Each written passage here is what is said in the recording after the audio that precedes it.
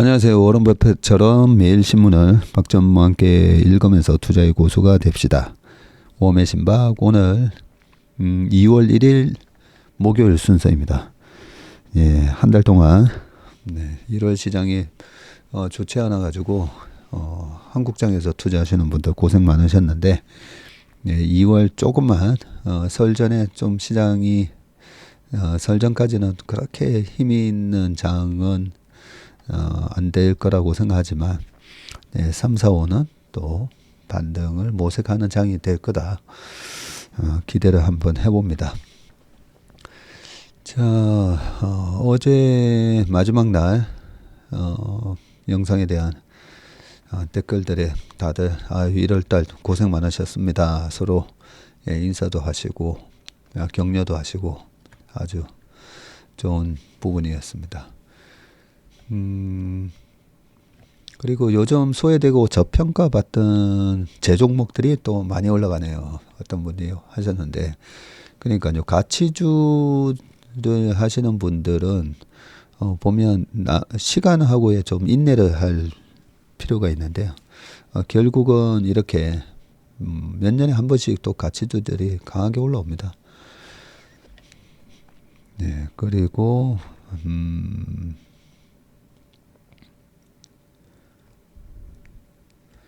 네, 여러 가지 감사의 댓글 하고 있었습니다. 자, 오늘 기사로 바로 넘어가 보도록 하겠습니다.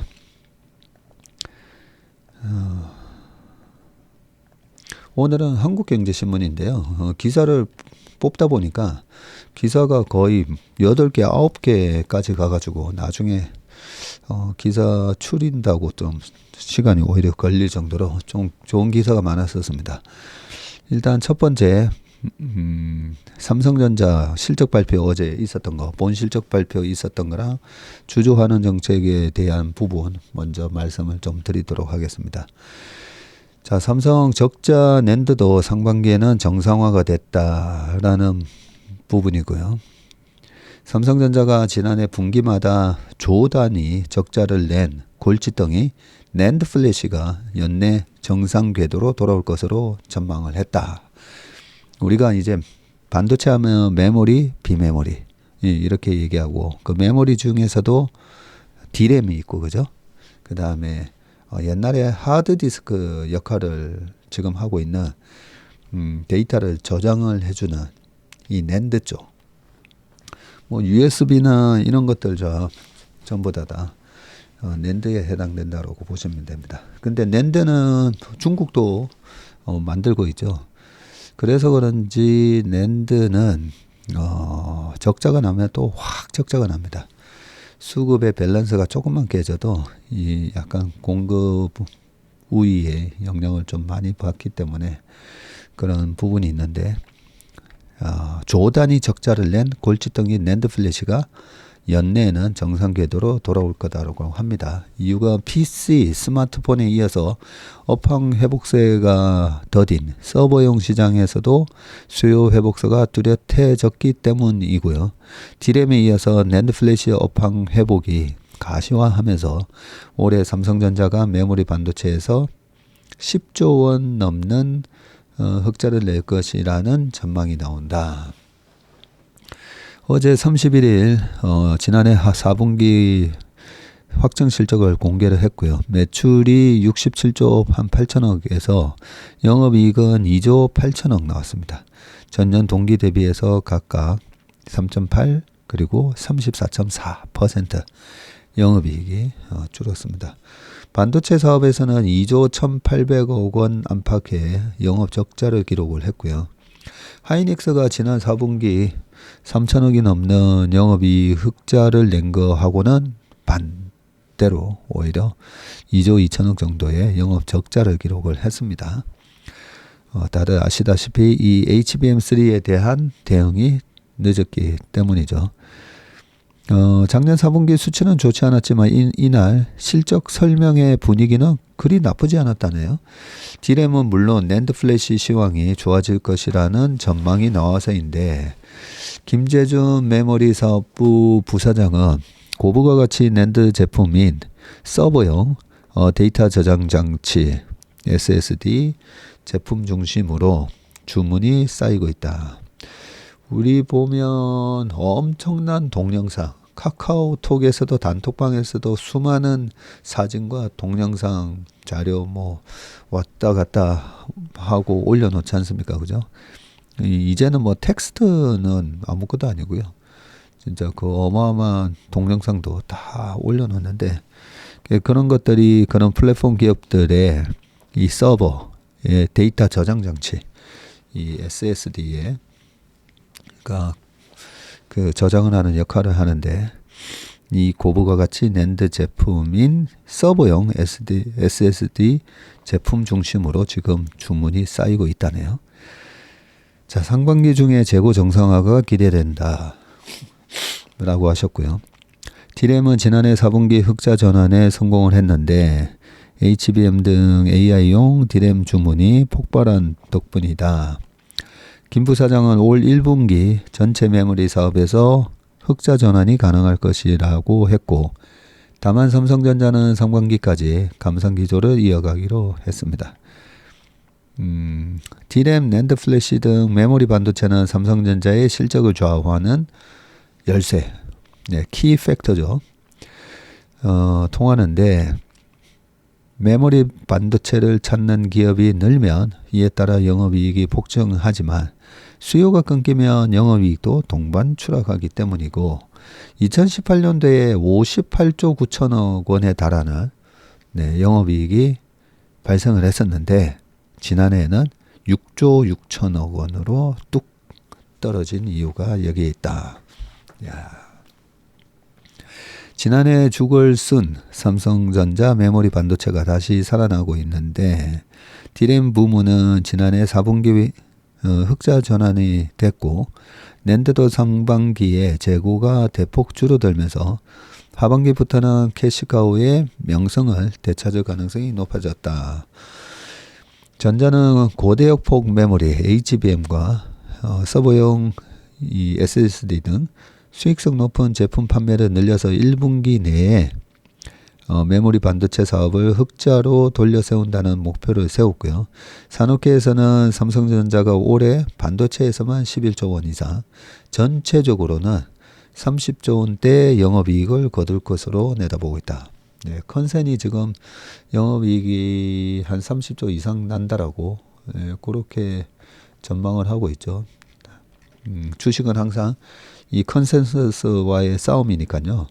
우리 삼성전자 550만 주주분들은 올해 삼성전자의 영업이익 컨센서스가 얼마인지 이런 거는 다 외우고 계셔야 됩니다.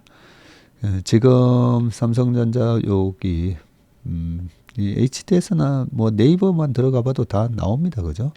다 나오니까 삼성전자의 영업이익 예상치는 올해 24년 지금 34조 이렇게 컨센이 형성되어 있습니다.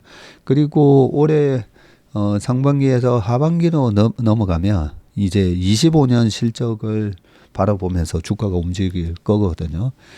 그러면 34조 정도 나온다라는 부분은 이미 주가에 뭐 다 반영이 됐다라고 봐야 되죠. 왜냐하면 삼성전자가 우선주도 있거든요. 우선주가 또 거의 50조 정도 됩니다. 시총이. 그러면 우선주하고 본주하고 다 합치면 본주가 지금 시가총액이 딱 여기 시총 상위 순서 뭐 이렇게 딱 보면 시총이 항상 나오죠. 440조. 삼성전자가 지금 440조인데 우선주 50조 더하면 거의 490조잖아요. 그래서 본주만 가지고 PER을 구할 게 아니라 뭐 우선주까지도 같이 좀 보는 게 나은데 영업이익이 34조인데 우선주하고 합쳐서 거의 490조, 500조니까 그렇게 보면 PER이 그렇게 낮은 거나 아니죠. 자, 그런데 하반기가 되면 이제 내년 실적을 바라보면서 주가가 움직일 거니까 내년도에 삼성전자의 실적이 330조 매출에 한 49조, 49조 정도 영업이익이 날 거다라고 예상을 하고 있습니다. 그리고 주가는 영업이익률하고 거의 같은 방향으로 움직인다고 말씀드렸잖아요. 영업이익률이 어떻게 개선되냐면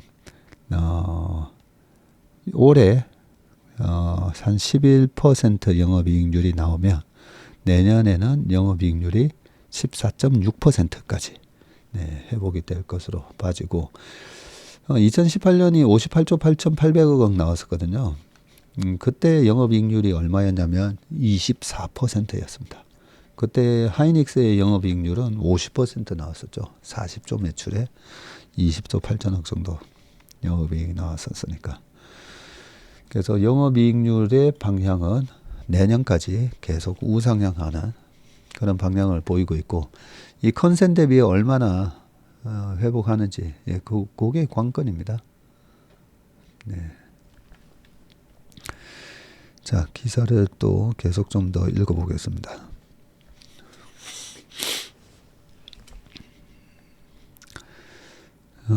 올해 1분기 메모리 흑자 전환을 지금 예상을 하고 있고요.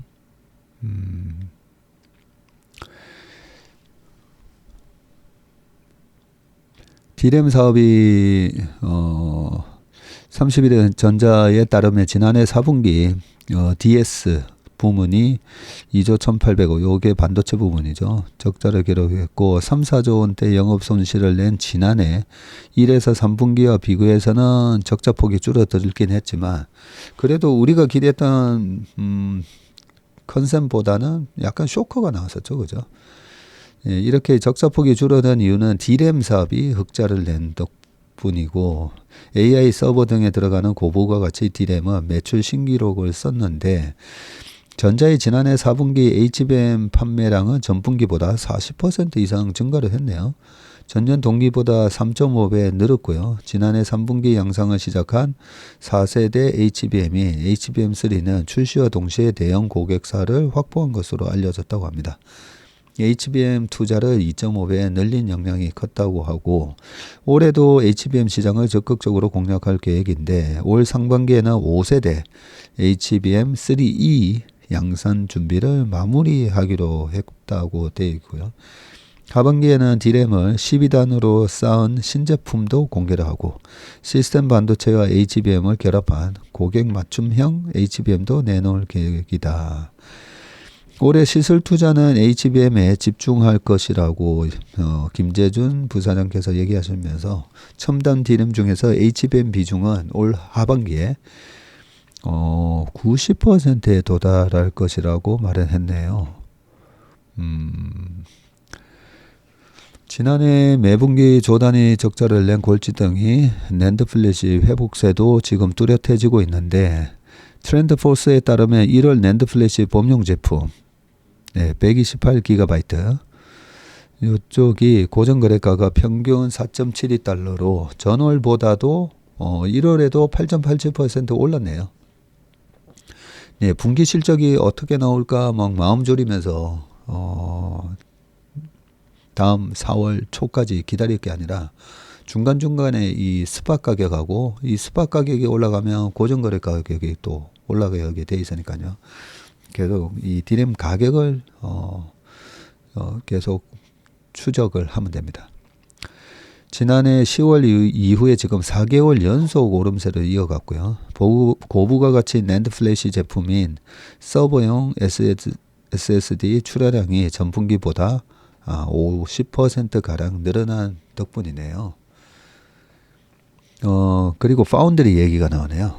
삼성전자는 파운드리 사업에서도 AI발 호황을 지금 기대하고 있는데, 전자는 최근 HBM과 파운드리에서 생산한 그 중앙 처리 장치 CPU, 그리고 그래픽 장치인 GPU와 이를 한 칩처럼 작동하게 하는 최첨단 패키징까지 결합한 턴키 서비스 고객 확보에 나섰다. 성과도 나왔는데, 전자는 이날 2나노미터 공정에서 생산할 예정인 GPU에 HBM을 묶어 만들기로 한 AI 가속기 프로젝트 수주 사실을 공개를 했다고 하고요. 기기 자체에서 AI를 구동하는 온 디바이스 AI 수요에 대한 기대도 숨기지 않았는데 정기봉 삼성전자 파운드리 사업부 부사장은 온 디바이스 AI 제품이 많이 출시되면 더 수준 높은 AI를 구현하기 위한 파운드리 수요도 늘어날 것이라고 말했다. 네, 그러겠죠. 이 밖에 시스템 LSI 사업부는 스마트폰용 애플리케이션 프로세서 AP, 이 엑시노스의 주요 고객사 대상 납품을 늘리고 첨단 이미지 센서 수주를 확대할 계획이라고 하고요. 지난해 전자의 실적 버팀목이었던 모바일 경험 MX 사업부는 갤럭시 S24를 앞세워서 성장세를 이어간다는 계획을 짰고요. 지난해 4분기 500억 원 적자를 낸 VD 영상, 그리고 가전사업부는 네오 QLED와 75인치 이상 대형 TV 등 고부가 가치 제품을 중심으로 수익성을 강화할 예정이라고 합니다. 디스플레이 부문에서는 주력 제품인 중소형 OLED 제품이 1분기 수요 감소로 전년 동기 대비해서 실적 하락이 불가피할 것으로 예상을 하고 있고요.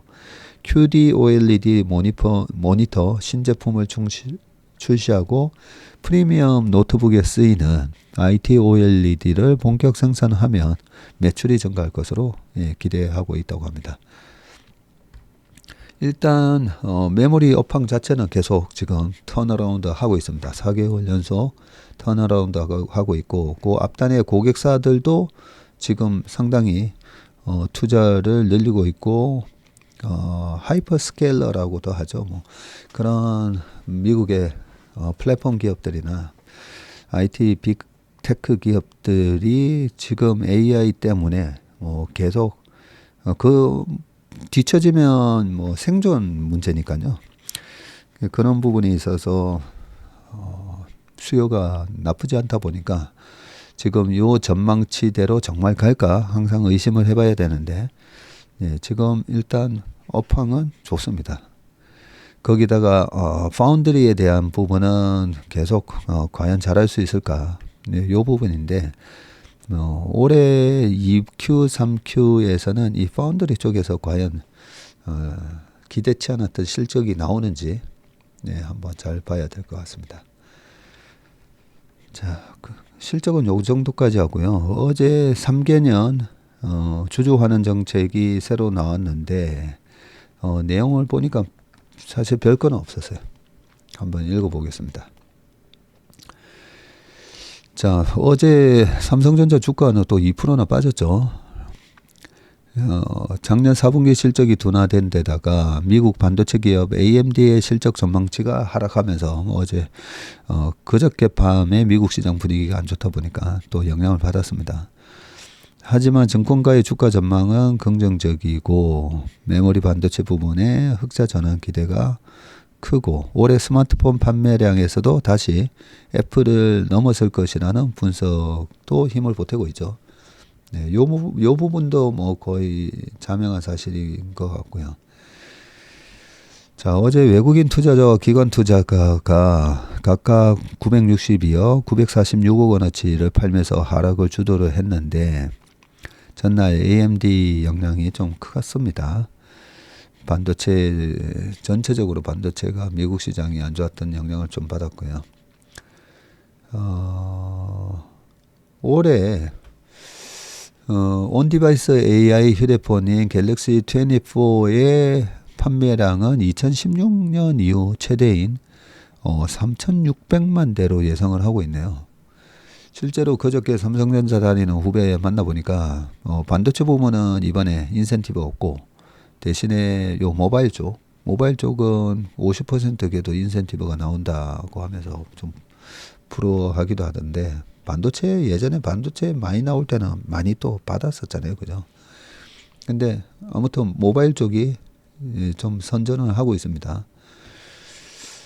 김동원 KB증권 연구원은 삼성전자는 갤럭시 S24 등에 힘입어서 2025년에는 온디바이스 AI 휴대폰 부문 점유율이 55%를 넘어설 것으로 보이고 올해 스마트폰 출하량이 지난해 대비해서 7% 증가한 2억 4천만 대에 달하면서 애플에 뺏긴 글로벌 스마트폰 점유율 1위 자리를 탈환할 것으로 기대된다고 했네요.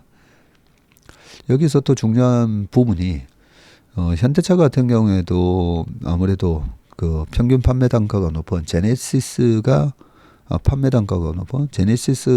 잘 팔리면서 전체적인 ASP를 이렇게 끌어올린 부분이 있잖아요. 그래서 저가 물건이 잘 안 팔려서 계속 저가형 모델을 만들어서 매출을 늘리려고 하는 기업과 물건이 잘 팔려서 계속 고가형 또 그다음 프리미엄 제품을 출시하면서 계속 ASP를 높여가는 회사.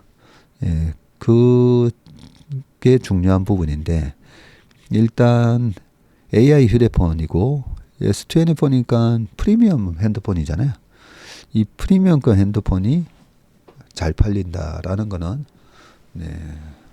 아주 고무적입니다. 자, 전자가 지난해 실적 둔화에도 향후 3년간 발생하는 잉여 현금 흐름의 50%를 주주에게 환원하는 기존의 주주 환원 방침을 유지하기로 했습니다. 잉여 현금 흐름에 한 70%까지 하겠다 이런 건 없었습니다. 자, 그 일환으로 주당 보통주는 361원이고 우선주는 362원, 1원 더 줍니다. 옛날에 그 액면가가 5,000원일 때는 50원 더 줬거든요. 근데 지금 액면가가 50분의 1로 액분을 했었잖아요. 2017년 11월 달에. 그렇게 액면 분할을 하면서 지금은 액면가가 100원이 됐습니다. 100원이 되다 보니까 1원 더 줍니다. 우선주가. 그래서 보통주는 361원, 우선주는 362원. 예, 분기마다 나온다고 보면 되고 여기서 이제 4를 곱하면 4, 32, 4, 6, 24, 4, 28 해서 1448원. 예, 거의 1500원이라고 보시면 됩니다. 전자는 21년부터 23년까지 3년간 잉여 현금 흐름, 이 프리 캐시 플로우라고 하죠. 잉여 현금 흐름이 18조 8천억 원보다 더 많은 배당금 29조 4천억 원을 지급을 했네요. 잉여 현금 흐름의 50%를 한다고 했었는데 그것보다도 훨씬 많은 배당금을 했습니다. 특별 배당이 그때 한번 있었습니다. 올해부터 2026년까지 3년 동안도 잉여 현금 흐름의 50%를 환원을 하고 연간 9조 8천억 원의 배당금을 지급할 계획이다라고 합니다. 매년 잔여 재원을 산정해서 충분한 재원이 또 발생하며 정규 배당 외에 추가 환원을 검토하는 정책도 유지하기로 했습니다. 네. 이 잉여 현금 흐름이라는 말이 실제로 이제 돈이 들어온 거에서 장사를 해서 잘 벌면 일단은 수익이 발생하니까 돈이 들어왔잖아요. 그러면 뭐 세금도 내고 그 다음에 또 해야 될 일이 투자. 예, 삼성전자 무슨 라인에 평택 무슨 라인에 이번에 뭐 150조 또 투자한다. 뭐 이런 식으로 또 투자를 해야 되잖아요. 그러면 캐시 플로우 폴 그런 인베스트먼트 쪽도 있고 배당을 하잖아요. 뭐 배당이라든지 또 자금을 끌어오는데 들어가는 뭐 비용이 될 수도 있고 유상증자를 해서 또 돈이 들어왔다. 그러면 이게 cash flow from financing이죠. financing. 그럼 이런저런 이제 현금 흐름이 많은데 이 영업을 통해서 발생하는 현금 흐름은 cash flow from operation 해서 영업 현금 흐름 뭐 이렇게 돼 있는데 이거저거 뭐 다 빼고 해서 이내 남는 잉여 현금 흐름에서 투자할 것도 투자 다 하고 네. 그러고 남는 현금 흐름에서 이렇게 배당을 하겠다 라고 했습니다. 지금 연간 한 10조 하겠다고 했으니까 아까 딱 490조에서 9조 8천억이니까 500조에서 한 10조라고 보면 되죠. 시총 500조에서 10조를 배당을 하니까 배당 수익률이 2%다. 그죠? 네. 네, 그런 식으로 내가 주식을 투자할 때 실질적으로 이 투자를 통해 가지고 받는 수익률은 얼마인가. 그게 이제 배당 수익률은 삼성전자는 2%라고 보면 되는데 여기에 또 하나가 더 있죠. 자사주 매입 소각. 네. 자사주를 또 매입해서 소각하는 것도 결국은 그만큼의 주주 가치가 올라가니까 주주 환원이라고 보면 됩니다. 애플도 배당하고 자사주 매입 소각. 근데 이 교과서에는 그렇게 얘기를 합니다. 배당이 주주한테 유리한가, 자사주 매입 소각이 유리한가. 교과서에 나오는 얘기입니다. 어떤 게 유리할 거다라고 생각하세요? 그 부분에 있어서는 미국 교과서에는 세금으로 얘기를 합니다. 세금으로 봤을 때 자본 차익에 관한 캐피탈 게인 텍스하고 배당 소득에 대한 텍스하고 그게 옛날에 봤던 교과서 내용이기 때문에 지금은 그 텍스가 어떻게 되는지 정확하게 잘 모르겠는데요. 그런 면에 있어서는 캐피탈 게인 텍스가 주주한테는 더 유리하기 때문에 그래서 배당보다는 자사주 매입 소각이 오히려 더 낫다. 자사주 매입에서 소각해서 주가가 올라가는 게 오히려 낫다는 거죠. 그런 부분 때문에 애플도 배당보다는 자사주 매입 소각을 많이 합니다.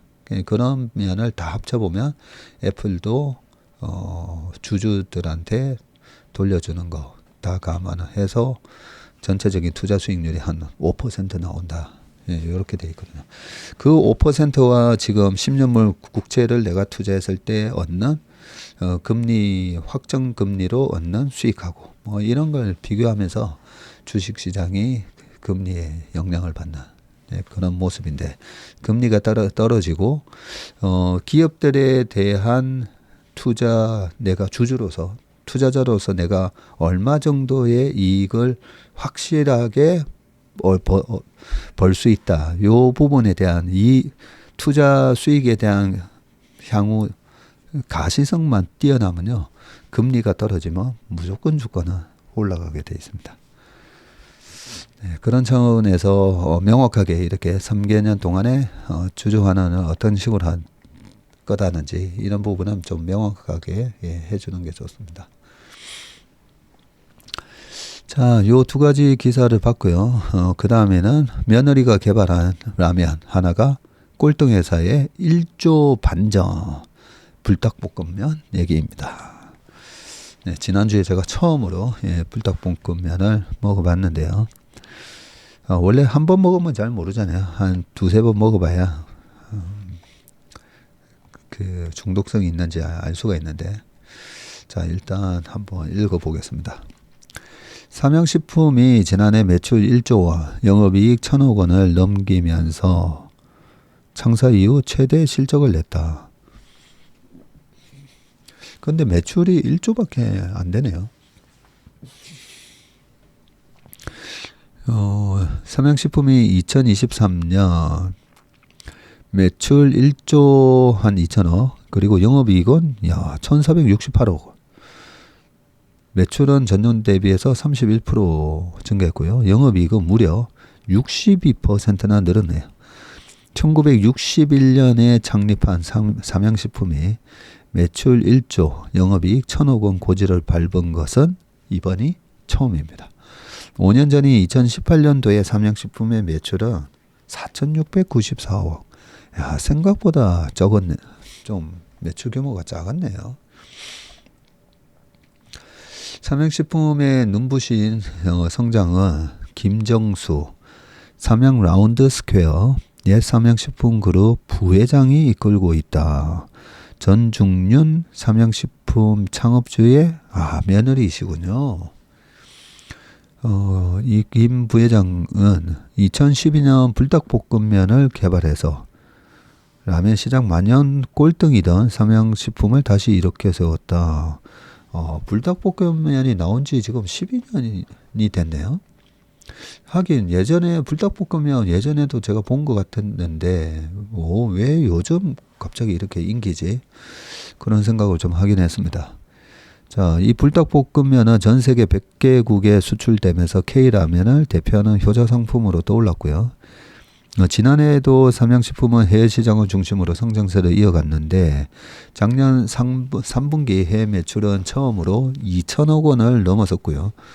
주력 시장인 중국은 물론 미국, 동남아 등지에서도 매출 증가세가 두드러졌습니다.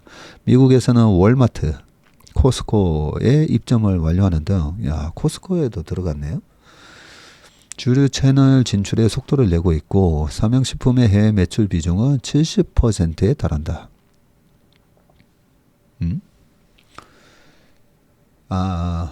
미국이 삼양식품 해외 매출 전체의 70% 달하군요. 그러면 해외 매출이 2천억이면 한 1,400억 정도가 미국에서 팔린다, 그죠? 네, 이 어디서 잘 팔리는가도 되게 중요합니다. 해외에서 불닭볶음면을 공급해달라는 주문이 밀려들자 삼양식품은 2,400억 원을 투입해서 밀양에다가 신공장을 세웠고요.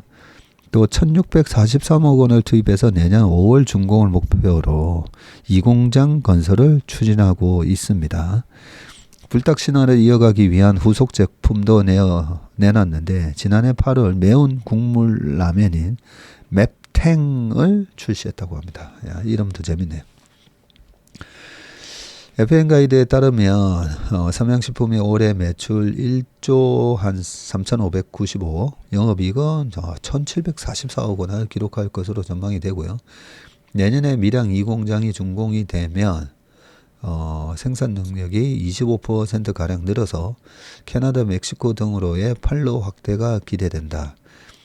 지난해 해외 법인을 중심으로 글로벌 시장에 주력한 결과 내실 있는 성장으로 이어졌고 올해는 해외 사업의 성장세를 유지하면서 불닭 등 전략 브랜드와 신사업 육성을 통해서 새로운 성장 기회를 창출할 것이라고 말을 했습니다.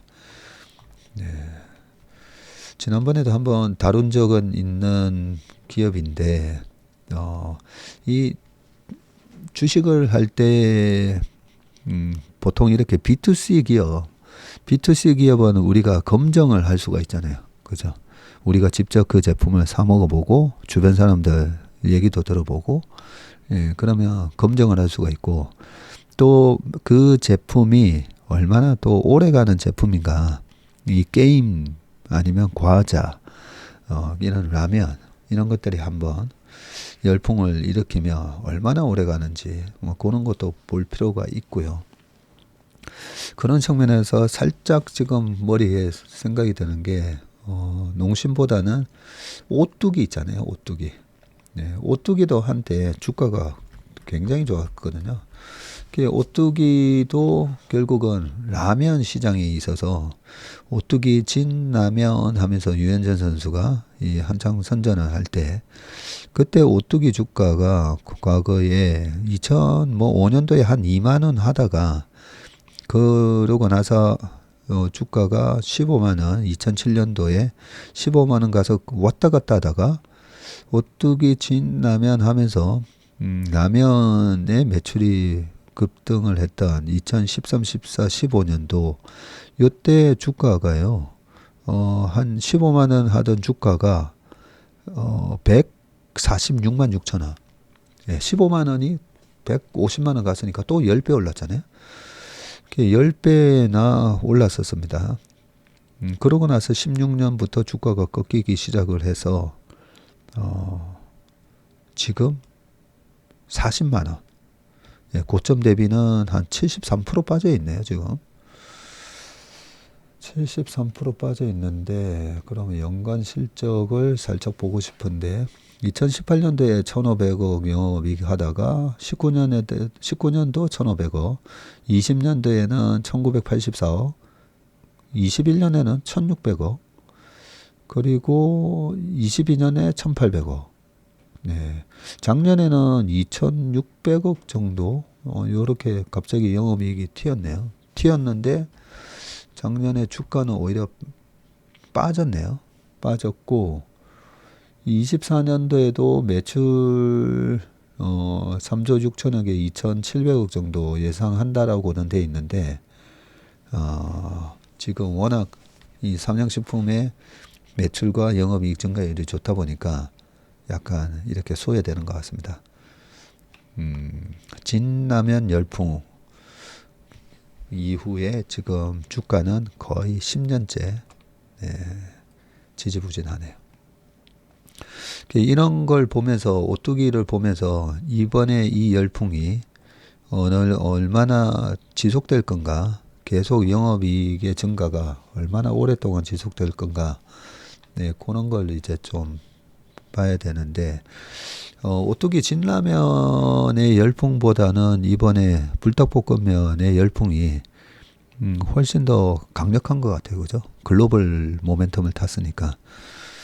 글로벌 모멘텀에 우리나라에서 2등인데 글로벌 모멘텀을 타면서 탑티어로 올랐을 때 주가가 10배 나는 그런 텐베거가 탄생을 하는데요. 그런 의미에서 지금 삼양식품 주가는 얼마나 올랐습니까?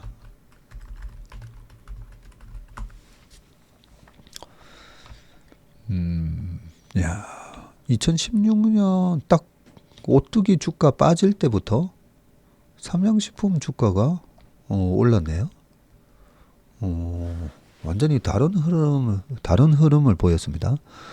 이게 국내 라면 시장은 좀 포화 상태다 보니까 뭐가 하나 히트치면 반대쪽이 반드시 이렇게 약간 제로섬 게임처럼 피해를 보다 보니까 그런 것 같기는 한데 16년 정확하게 16년 하반기부터 삼양식품 주가가 오르기 시작을 했었네요. 보니까 그때 대비했어요. 지금 주가를 보니까 오뚜기가 지금 75% 빠져 있는 사이에 750% 올랐네요. 2015년부터 삼양식품이 그때 당시에 12만 원이었는데 지금 17만 원, 이번에 24만 원 갔다가 좀 빠졌다 그죠? 750% 올랐습니다. 그때 대비해서.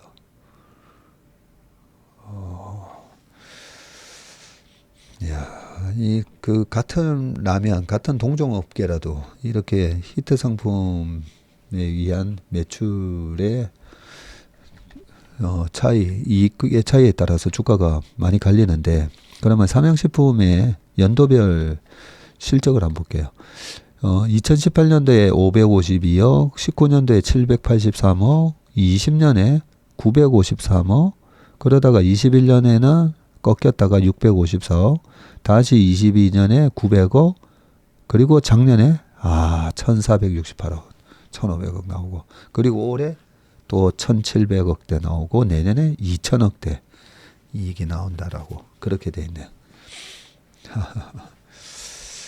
자, 그러면 작년에 주가가 70% 올랐습니다. 재작년에는 주가가 한 34% 올랐었네요. 21년도에는 확실히 매출이 꺾이니까 마이너스 한 23% 갔다가 마이너스 6%로 끝났었고, 코로나 때는 한 55%까지 주가가 올랐다가 밀리면서 12% 상승으로 끝났었네요. 19년도에 한 70% 올랐네요. 2018년도에 한 46% 빠졌다가 그리고 2017년도에는 140%가 더 주가가 올랐었고, 딱 보니까 3년 세게 오르고 한 해 확 빠졌다가 2018년도에, 그리고 2년 확 올랐다가 21년도에 빠졌다가 22년, 23년도. 그러고 보니까 22년, 23년도에는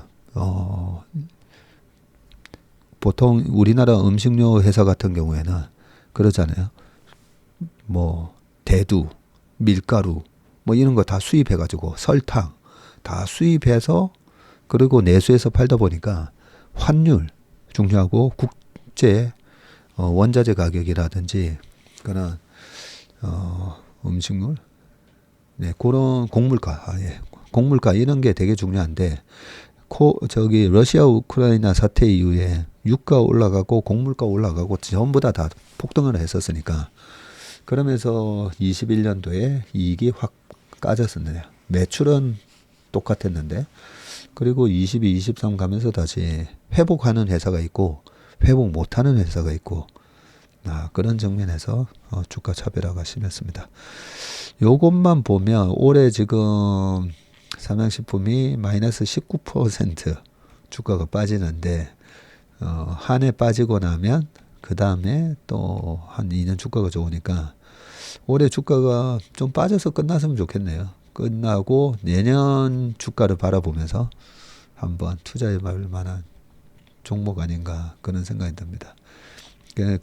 장대 연봉으로 연말을 마감을 할지 좋은 거 아니까 또 밑꼬리 달고 올라와서 2021년처럼 마이너스 한 23% 빠졌다가 연간으로는 마이너스 6%에 끝날지 그거는 아무도 알 수 없습니다. Nobody knows.입니다.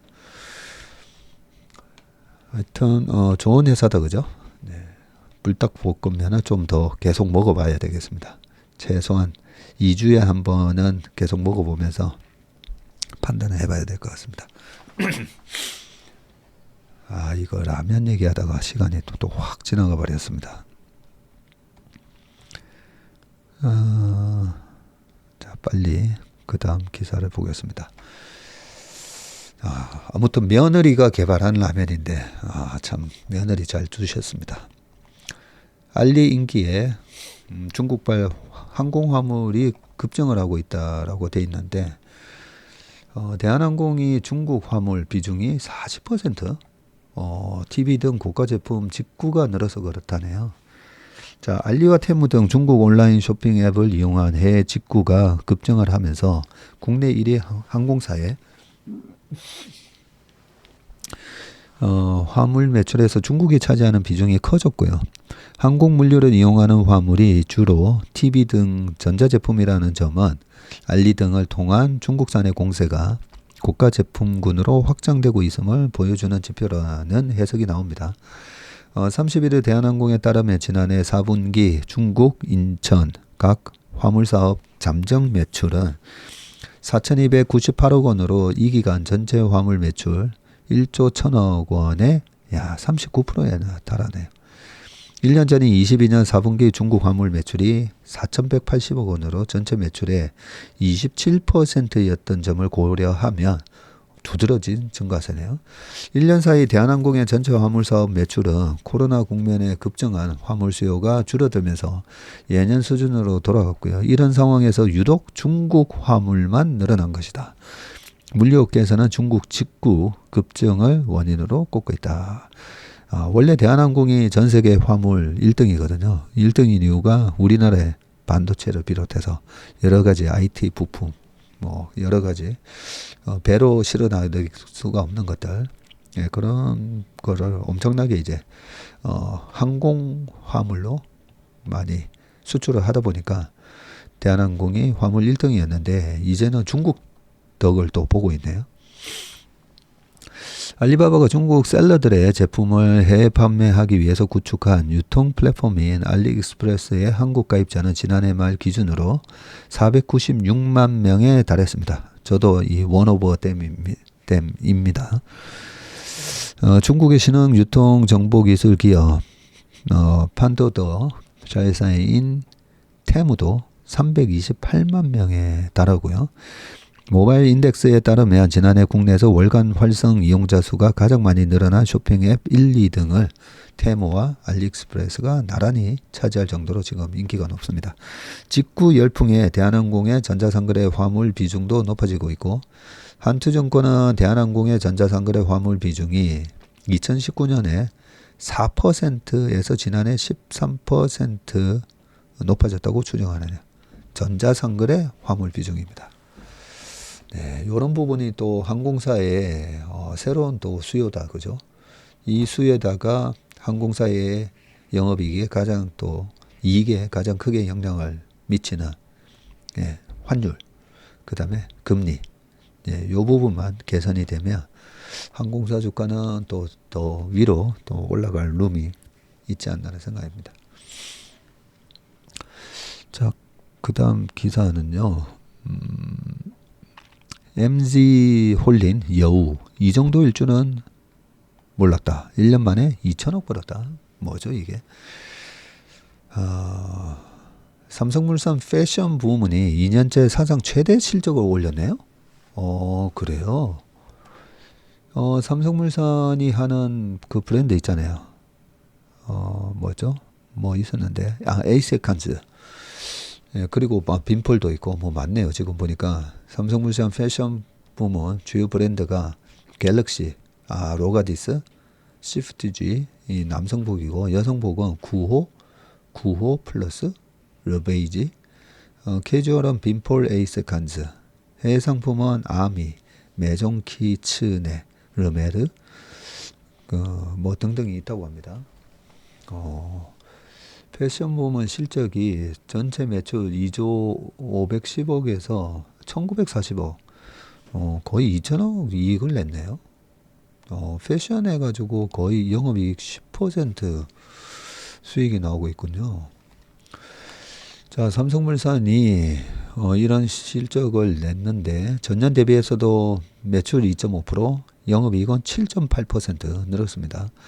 지난해 고물가와 소비 침체 속에서 경쟁사들이 실적 부진을 겪은 것과는 대비된다. 전체 업황이 좋았던 건 아니다, 그죠? 삼성물산 패션 부문은 2012년 출시한 에이세컨즈의 부진으로 2015년과 16년 잇따라 영업 적자를 냈고요. 매출은 2017년부터 21년까지 1조 7천억 원대에 머물렀습니다. 하지만 22년 엔데믹과 맞물리면서 그간의 부진을 딛고 처음으로 연매출 2조 원을 넘어섰고 국내 대기업 계열 패션 업체 중 처음으로 매출 2조 클럽에 들어왔네요. 패션 사업 부활은 5년에 걸친 사업 재편과 운영 효율화의 결과인데 가장 먼저 MBO 그리고 라베노마 브랜드를 정리를 했고 2018년에는 중국을 겨냥해서 야심차게 선보였던 에이스컨즈의 현지 오프라인 매장을 모두 다 철수했네요. 지난해 11월에는 삼성그룹의 모태 사업인 젤모지 인 직물사업마저 66년 만에 정리를 했고 인건비 상승으로 가격 경쟁력이 약화해서 2018년부터 적자를 냈기 때문이라고 합니다. 이 턴어라운드는 팬데믹이 한창이던 21년 취임한 이준서 삼성물산 패션 부문장이 이끌고 있는데 고강도 체질 개선을 했군요. 부진한 패션 브랜드를 과감하게 정리하고 편집샵인 비커 그리고 텐 꼬르소꼬모 등을 중심으로 MZ세대를 겨냥한 신명품 브랜드 발굴에 집중을 했군요. 새로 도입한 수입 브랜드 아미, 메종 키츠네 그리고 르메르 등은 2030 사이에서 인기를 끌면서 날개 돋친 듯 팔렸다고 합니다. 빈폴 9호 등 자체 브랜드도 강화해서 매출을 늘렸고 에이세컨즈는 작년에 3천억 원에 가까운 사상 최대 실적을 기록해서 효자 사업으로 거듭났네요. 패스트 패션 SPA 스파이지만 고급화해서 고물가 속에서 가성비를 찾는 젊은 층을 겨냥한 전략이 통했다는 분석입니다. 한편 삼성물산은 연결 기준으로 지난해 전사 영업이익이 2조 8,700억 원으로 전년보다 13.5%나 증가했고요. 매출은 41조 한 9천억으로 전년 대비 2.9% 매출은 오히려 감소했네요. 건설 부문은 영업이익이 전년보다 18.2% 증가한 1,340억 원이고요. 또 매출은 32.3% 늘어난 19조 3천억 원이었다고 합니다. 삼성물산은 다각화된 사업 포트폴리오와 차별화된 사업 경쟁력을 기반으로 수익성 제고를 위해서 지속해서 노력한 결과라고 얘기를 했습니다. 네, 요즘 이 저 PBR 주식이 또 상승세를 보이고 있어가지고요. 이 저평가된 주식의 대명사 중에 하나가 바로 이 삼성물산이지 않습니까, 그죠? 그래서 삼성물산 기사를 살짝 한번 봤습니다. PBR이 얼마인가 봤더니 지금 좀 올라와서 0.9네요. 0.9. 배당 수익률 1.6이고 와, 이 자사주 소각 발표도 하는 바람에 올해 들어와서 올해가 아니고 이번 주에만 20.6%, 올해 들어와서는 12%나 주가가 올랐네요. 예, 마지막 하나 기사는 한번 읽어보시고요. 오늘 웜의 신박은 여기까지 하겠습니다. 고맙습니다.